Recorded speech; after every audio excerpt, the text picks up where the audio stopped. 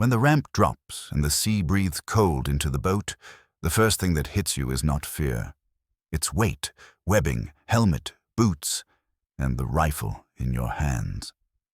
Wood and steel that looks like it fell out of a museum case. The short magazine Enfield. Across the hedgerows, the German shoulder carabiner 98Ks, sleek, tight, prized by gunsmiths and purists. On paper, that's the better rifle. But war is not paper. War is the moment after you trip in the surf and stand anyway, snap the bolt, and put a front sight where the noise is coming from. On that day, and the days that followed, the old rifle does something statistics don't explain. It makes itself the right answer.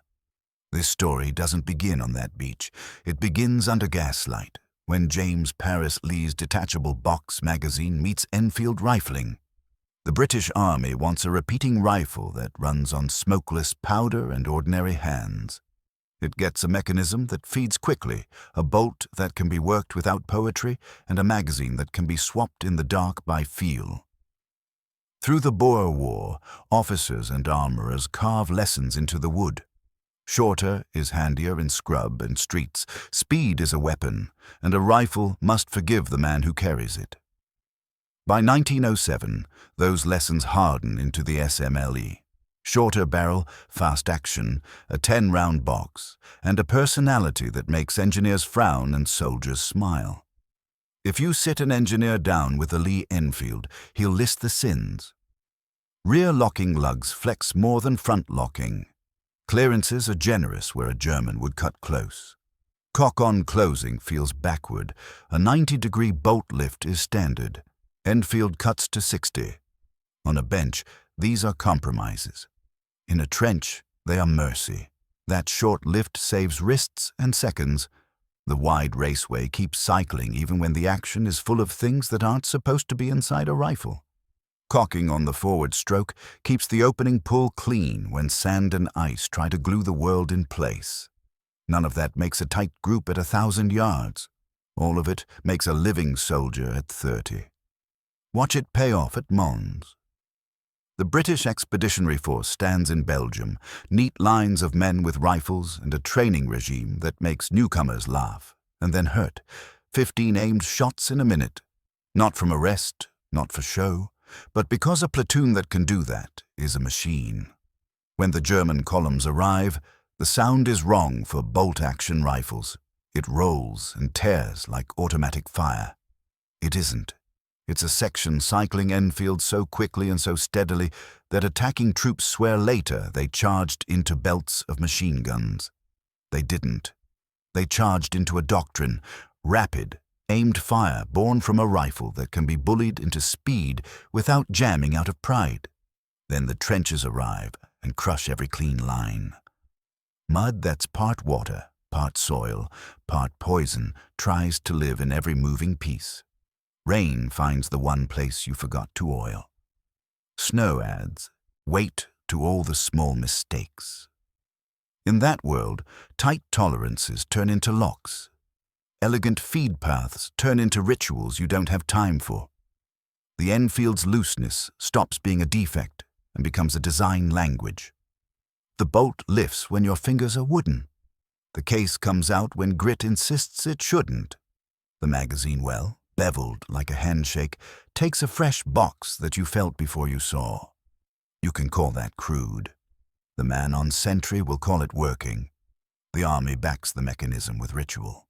British musketry is not a hobby. It's a discipline. You learn sight picture the old-fashioned way by missing until you don't. You learn to move from standing to kneeling to prone with the bolt already lifting as your knee finds dirt. You learn to estimate range by eye, to flick a ladder to a mark without thinking about numbers, to swap a magazine the way you breathe. In, out, in. It is not glamorous training. It is repetition until the rifle travels with you as a reflex. The point is simple. Under stress, thinking slows. The Enfield and the man behind it must not. Now turn the camera to the numbers we pretend don't matter. A Mauser 98K feeds from an internal 5-round box. It is a beautiful system. It is also a pause every 5. The Enfield starts with 10 and cycles faster. Multiply that across a section, over 2 minutes of ugly business in a hedgerow or along a ditch. The British throw 300 rounds of aimed fire before they have to start borrowing time from luck. The Germans, reloading on the clock, hand over moments their enemy will accept with gratitude. Those moments become ground, and ground becomes outcome. North Africa strips pretension from metal. The desert is not empty. It's full of sand with opinions. It wants into your action, into your oil, into your lungs. It gets its way. Here, the manuals for rifles with tight fits read like prayer books. Special oils, special brushes, special cautions. The Enfield's manual is shorter. Shake, wipe, keep going. At Tobruk, in the wind that turns noon into dusk, rifles are opened after days of fire and armorers pour dunes onto the bench. The guns ran anyway. In the morning, you can talk about group size. At midnight, you want a bolt that closes. Jungle is the opposite problem, but it's the same test. Burma grows wet like an occupation. Stocks swell and relax. Screws back out of wood that won't stop drinking. Oil turns to syrup. Japanese rifles with chrome-lined bores and serious credentials should shine until plating flakes and feed goes sour. The Enfield's plain steel makes an honest bargain. You clean me when you can, and I'll treat you fair. Walnut takes the hits of a soldier's day. Stakes to drive, crates to open, anything flat that needs to become flat and doesn't shatter. Patrols come back with metal spotted, wood black with sweat and rain, and a simple verdict. The bolt still closes and the round still goes to the place your sergeant told you it needed to go. The Arctic writes its own review. Oil becomes gel, breath becomes frost, steel shrinks a hair you can't see but can feel. German doctrine offers clever lubricants. Supply lines offer shortages. The British answer is brutal and correct. Run it dry. The Enfield's cock-on closing means the opening stroke, the one your numb hand can't afford to fight, stays light. Canadian patrols cycle while captured rifles sit as beautiful, inert objects. In a winter strong enough to argue with engines, a rifle that forgives friction is not a luxury. It's permission to continue. Rewind to the workshop, because what a country can build shapes what it can ask its soldiers to do. The Enfield becomes not just a weapon, but a logistics plan. It is designed to be made by many factories quickly, assembled by men and women who may have known sewing machines a month ago, and repaired by an armorer's chorus with files and gauges, not a cathedral's worth of lathes. Germany's 98K is a better story for a machinist. Britain's Enfield is a better story for an army that needs rifles now, tomorrow, and next month without asking permission from perfect. Zoom in again to the smallest gesture that matters. You've fired 8 rounds. There's shouting you don't understand, which means it's very nearby. The magazine release lives where your finger travels anyway. The empty drops because gravity works even in fear. The fresh box goes in with a click you can feel through a glove. The bolt runs forward. At no point did you look down. At no point did you stop being a sentry and become a clerk. That is the difference between a feature and a design. It's not that German rifles are bad. They're superb. That's the point. Superb is brittle under the wrong weather.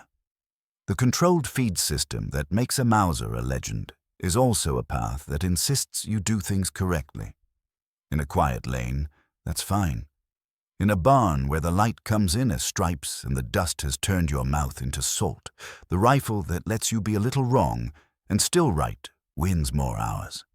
Ask the men who chose. After an attack, the ground is a marketplace. Pistols with shine, submachine guns that talk quickly, rifles with reputations. Commonwealth soldiers are greedy for useful things. German stick grenades. Pocket them. Optics. Absolutely. Mausers. Picked up. Admired. Handed in. A sergeant works a German bolt 3 times. Nods, says, "Lovely." in a voice that means he's ending the conversation, and puts his Enfield back over his shoulder. That is not stubbornness. That is a professional making a decision he'll have to live with for the next mile. Take us back to Normandy's lanes, where hedgerows stack the world into green rooms. A section stacks on a wall that has outlived 3 wars already. The Bren hammers and pauses. A loophole cracks. A private steps, fires, cycles, fires again before his heel finds the floor. The Enfield's ghost is tempo. You feel it in how the bolt handle sits where your palm wants it, in how the rifle comes up like a thought, in how your second shot happens before the other side believes the first did. The 98K is accurate at ranges this field cannot contain. The Enfield is faster inside the frame the hedgerow permits. Widen the lens to doctrine. British armies build their violence around speed of call and speed of correction. When a forward observer asks for add 2, right 5, guns answer so fast that enemy positions learn to move when the first ranging shot is still in the air. That habit of tempo bleeds down to sections, to pairs, to single men. It's the same philosophy that makes the Enfield the right tool. Do the next necessary thing quickly and reliably. Not beautifully. Not in a way that wins applause in a lecture hall. In a way that makes the next 30 seconds yours. A rifle is also an economy. You need millions. You need them to digest ammunition from factories that are learning under bombing, on ships that may not arrive. You need parts to swap without romance. You need to train conscripts who were schoolboys 2 months ago and farmers 2 years before that. The Enfield is honest work in that world. It is fast enough, accurate enough, tough enough, and it is there. The rifles that outclass it on a chart cannot outclass it on a ship manifest. The arguments come anyway. Accuracy is king, someone says. The Mauser wins at 600. He's right, in the clean calm where you can feel your heartbeat and choose when to break the shot. But most fights never give you that distance or that calm. They give you 3 seconds of confusion and a doorway. They give you a target that appears and vanishes behind smoke. They give you the need to fire again before the echo returns. In that chaos, practical accuracy, the ability to land hits quickly inside the space that exists, is the crown that matters. The Enfield wears it. The war ends, and the Enfield refuses to. It ships to Korea, where winter is a predator, and mountains turn every range card into a lie. It drops into Malaya, where jungle eats steel and patience, and patrol bases need guns that can set up, fire, and be smoke in the trees before anyone answers. It descends at Suez in parachute containers and becomes batteries by afternoon.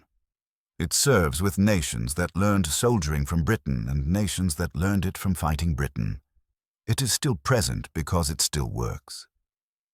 Nostalgia retires early. Utility keeps drawing pay. What does it all add up to?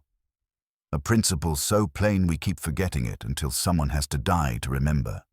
Design for the world as it is lived, not as it is diagrammed. The Enfield is a portrait of that philosophy. Rapid aimed fire over theoretical precision. Forgiveness over elegance. Capacity over pride. Maintenance culture over myth. You can sense those choices the first time you shoulder it. Balance that doesn't argue with you. Controls that sit under the fingers you already have. A bolt that asks less of you the worse your day gets. Picture one last scene. Dusk. After rain. A lane between hedges that were planted to keep cattle from wandering and ended up keeping history in corridors. The Bren has just gone quiet to change belts. Somewhere down the lane, a man with a rifle that wins design medals moves in the pause and believes pauses are safe. 2 Enfields answer so quickly that the echoes step on each other. The lane becomes a room again. A small decision, 10 rounds, short-lived, forgiving steel, has made a large difference. The day will not remember specifications. It will remember who shot now. That is why British soldiers kept the outdated rifle when newer ones were in their hands. They were not sentimental. They were empirical. They had run the rough experiment in enough weather to know the result. The Enfield cycles when it shouldn't, reloads when you need it, keeps working when you don't deserve it, and ends the conversation in the ranges where conversations actually happen. You don't throw that away because a chart is disappointed. In the end, the best weapon is not the newest, or the prettiest, or the one a committee believes in. The best weapon is the one a frightened, exhausted soldier trusts to speak the instant he must not miss. That is why, through surf and mud and rain and snow, the Lee Enfield spoke. And that is why the men who live to tell you about it will still call it by a simple, affectionate name, as if it were an old friend who understood them better than the world did.